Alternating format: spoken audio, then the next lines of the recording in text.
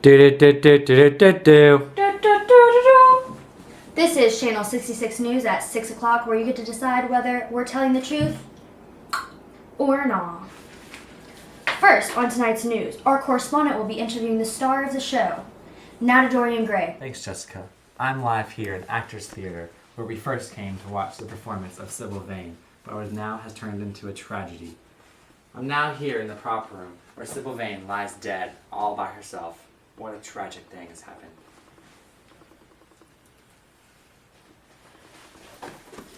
I love Dorian Gray.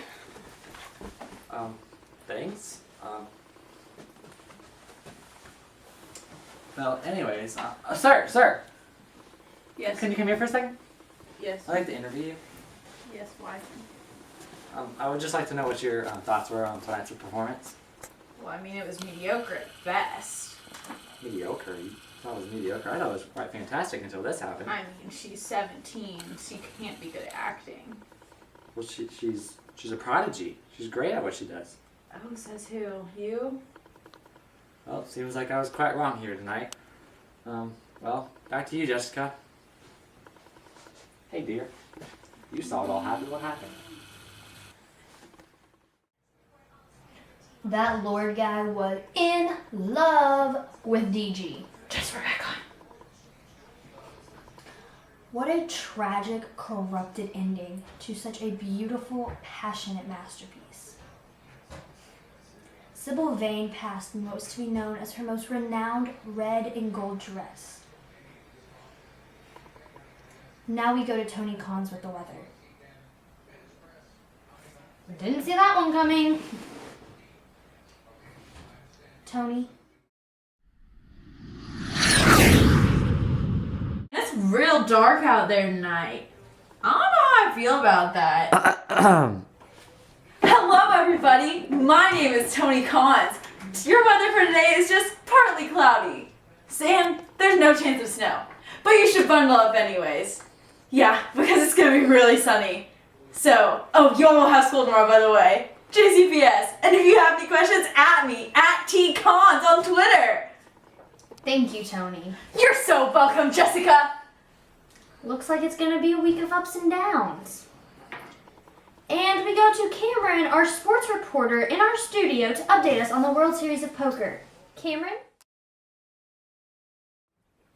Thanks, Jessica. Now, as you guys know, last week we brought you the World Series of Poker as we watched as brother versus brother, Heathcliff versus Henley, battled it out for all the chips. Now, as you know, Heathcliff did come out on top. However, officials are now reviewing whether or not there may have been some trickery involved, or some foul play. But don't worry, we'll keep you updated. We won't leave you hanging.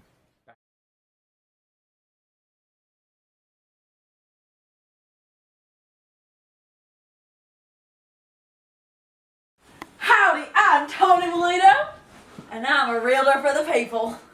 Tony, I was turned down for a house loan. Can you help me? Turned down for what? Little girl, I got a house. It may be haunted. It may not be. Someone may have died there. Or someone may not have. We don't know. But I do know it has this name that says Harrington on it. But we can change that to Spray real fast for you. I can get you a house home for nothing. But just a little bit. But not much. How's that sound? I'm Tony Molina, and I'm a realtor for the people.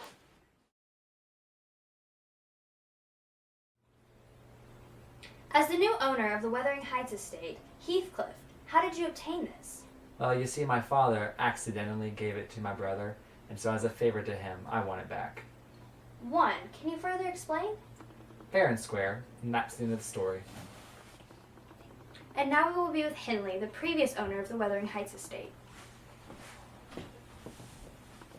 Henley, can you explain how you lost this estate? That filthy stable boy swindled it away from me. Swindled? He said that he won it fair. He's a delusional liar. In fact, he even thought my father was his own. Please excuse me, I have to get more to drink. Okay.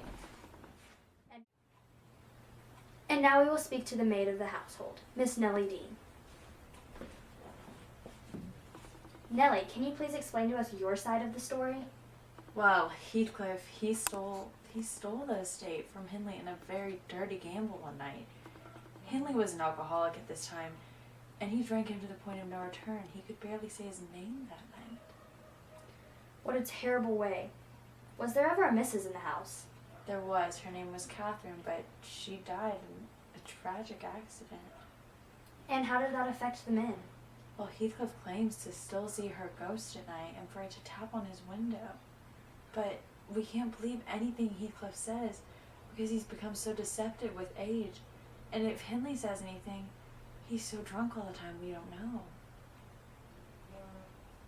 And now we head back to the studio for a live report. This just in. Othello's ship has been reported missing on the Sea of Cyprus. We're headed there to do a live report on the shore. Now to Iago. I'm live here in Cyprus, and the storm is a-brewing here as we wait for the missing persons, Desdemona and Othello, to arrive here on this island. Now, I'm joined here with Michael Cassio. Now, Cassio, you tell me, what's your relationship like with Desdemona?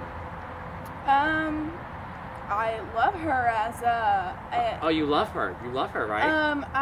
I love her as a sister. A sister. So she is quite a beautiful thing, isn't she? Yeah, she's quite beautiful. Oh, you said she's beautiful and you love her. Now, you're kind of hinting at something else here. Now, do you have any feelings for her? No, not. I mean, she's like my sister. Okay, well, hey, look, here comes Desdemona herself. Michael Cassio! Oh, guys, you can see right here that we've got some kind of relationship going on right now.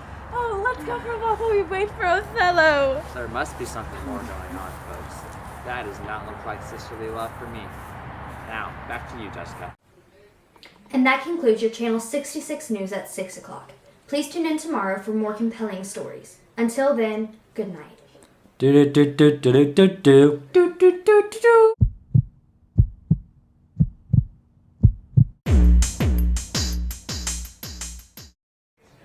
Thank you, Tony. You're so welcome, Jessica.